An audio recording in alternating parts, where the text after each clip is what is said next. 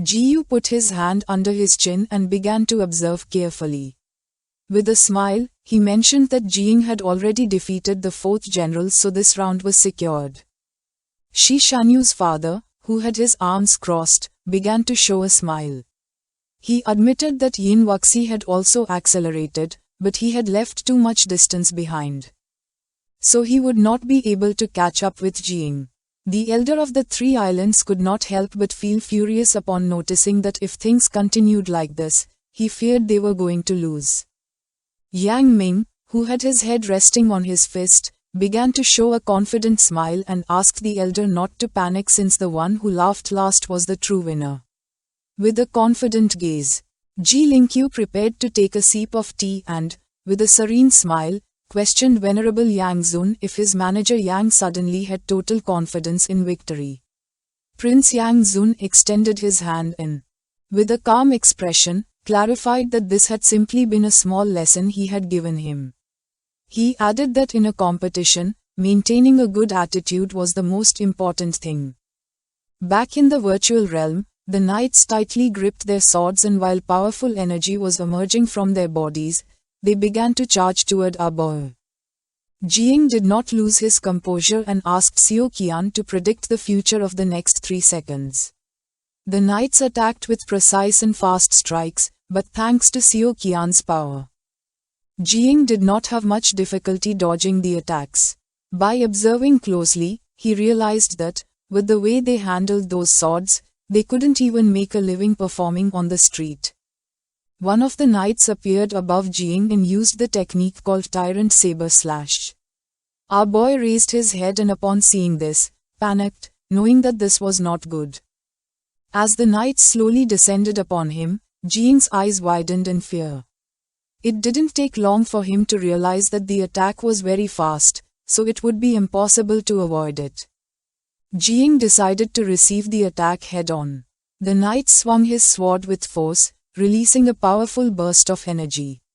Luckily, Jing put his arms in front of his chest and using Xiao Jia's power was able to block part of the attack. The knight's slash caused him a deep cut on the chest. Jing began to writhe in pain, and his mind filled with surprise and confusion. He realized that this sword energy was not normal and he could not move. Now that Jing could neither block nor dodge, 2 knights took advantage of the opportunity and used the Tyrant Saber Slash, releasing 2 powerful bursts of energy. The cut struck directly against Jing's chest. He couldn't help but clench his teeth tightly and feel fear, knowing that he was in danger. The force of the attack caused Jing's body to be thrown like thunder toward the red liquid. Jing opened his mouth and began to bleed. He was badly injured. Master Gu's attention focused on the screen and his eyes widened with worry and his jaw dropped in shock. He knew something wasn't right, since the sword energy hadn't hurt him before and now he wondered what was happening. Ji Shanyu's father clenched his fist tightly and with a confident expression said that they were cheating. Jiyu decided to go rescue Jing, but the father grabbed him by the waist. With a serious expression, he asked him to calm down, since the competition was not over and they could not enter. Gu's eyes began to shine with determination. He swore that even if he died, he would make his way into the virtual realm.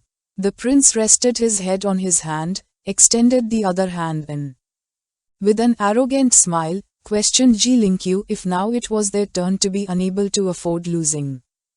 Ji Lingqiu's attention fixed on him and with a serene expression he mentioned that if they couldn't afford to lose, the prince should have it clear in his heart. The prince affirmed knowing it very well.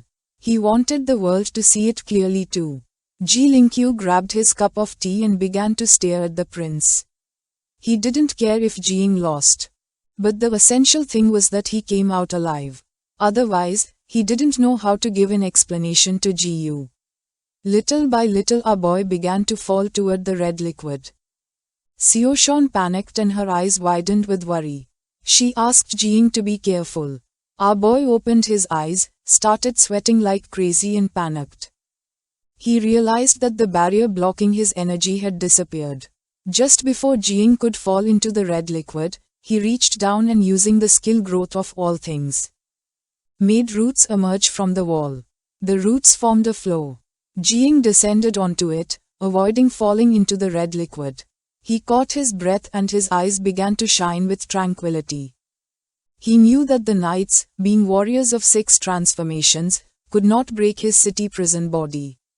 He decided that, taking advantage of this blind spot in their vision, he would first find out well about his situation before acting. Jing began to stare at the knights and use the Eye of the Void, making a powerful flash begin to emerge from his eye. From above, our boy could see the knights standing. The system began to display their statistics. Knight 8315 and Knight 8316 had a 6 transformation strength. Knight 8317 possessed a 6 transformations body strength and an 8 transformations peak spiritual strength.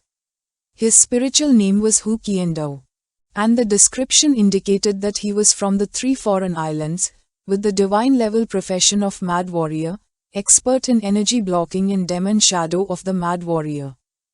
Hu Qiandao's eyes began to shine with evil.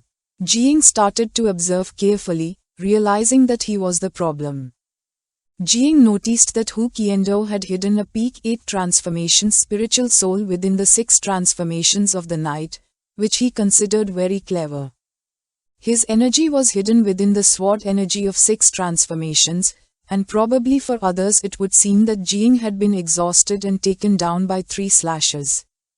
This disguise was a dark move specially designed to face him. Jing looked at his chest and saw that he had a deep X-shaped cut, his eyes filled with surprise and confusion. He asked Xiao Jia how they had managed to break through his defense. Xiao Jia explained that the low-level insects that had fused into the chest had been eliminated by the energy. And now he was repairing his wounds. Noticing that the knights had injured Jing, Little Nine decided to go devour them. Jing went to his sea of consciousness and his eyes filled with confusion. He didn't know if she could manifest herself. Little Nine's eyes began to shine with rage. She explained that before she couldn't, but now she could, and could even destroy this virtual realm. Jing began to caress her head and with a smile asked her to calm down. He explained that it was not yet time to go out, as it would not be appropriate or correct.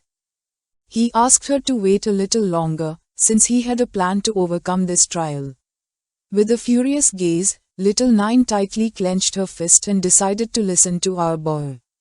She approached Xiao Jia, began staring at him intently and, while her body was releasing a murderous aura, made it clear that if Jing got hurt again, she would eat Xiao Jia and his offspring. Xiao Jia could not help but feel fear. He realized that she was truly angry, to the point of not repeating words when speaking. While Xiao Zhan's eyes were shining with tranquility, she approached Jing and informed him that she had a plan. Jing's eyes began to shine calmly and he couldn't help but smile since he also had a plan in mind. Hu Qiandao felt somewhat confused and while his eyes were shining he couldn't help but wonder if Jing was still not dead. They began to walk and decided to see if Jing had fallen into the red liquid, but just at that moment, several roots emerged and began to move toward them at great speed. Using his class growth of all things, Jing used the skill called clones.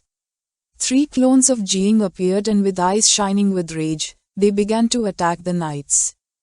They felt somewhat confused since they didn't know what was happening. With a gaze full of determination, one of the knights swung his sword forcefully, cutting the clone's body in half. Upon seeing that it wasn't the real one, he couldn't help but go into shock. While he was distracted, Jing appeared, concentrated his power in his fist and gave a fierce punch to the knight's chest, making his body crash hard against the ground.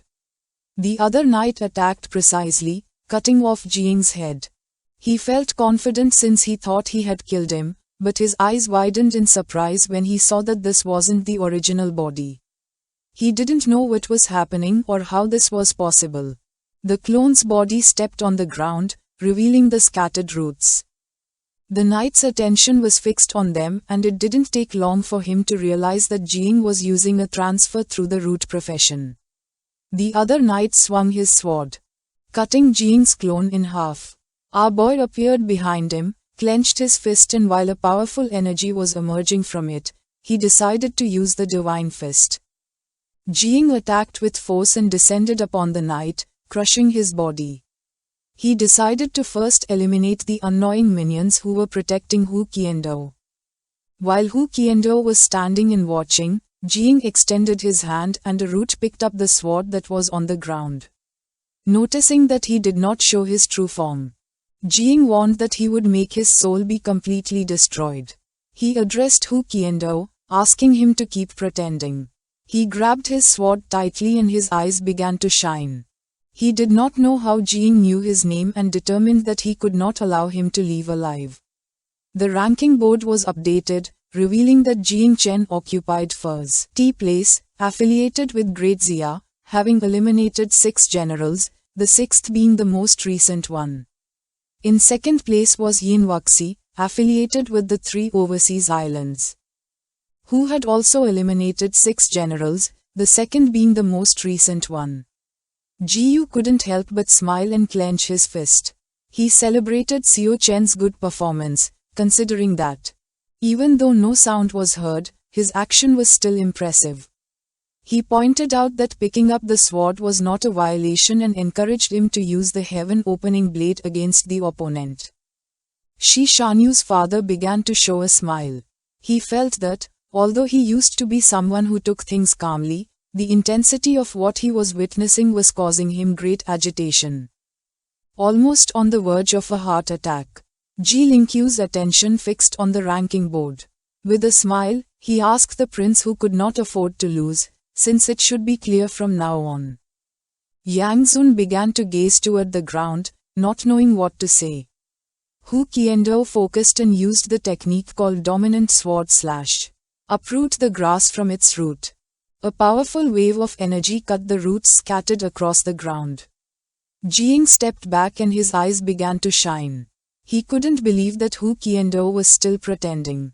He decided to force him to reveal his true form and ordered Xiao Chen to activate full prediction at 3-second intervals, to which she nodded affirmatively. Jing gave the order to Qiao Jie to fully activate the divine elephant domain body. Hu Qiandao revealed his true form. He was a man with white hair, while his eyes were shining with excitement. An evil energy began to emerge from his body. Noticing this, Jing decided to fully activate the war god transformation and use the heaven sword. This is the end of the video. If you guys want to see the next part,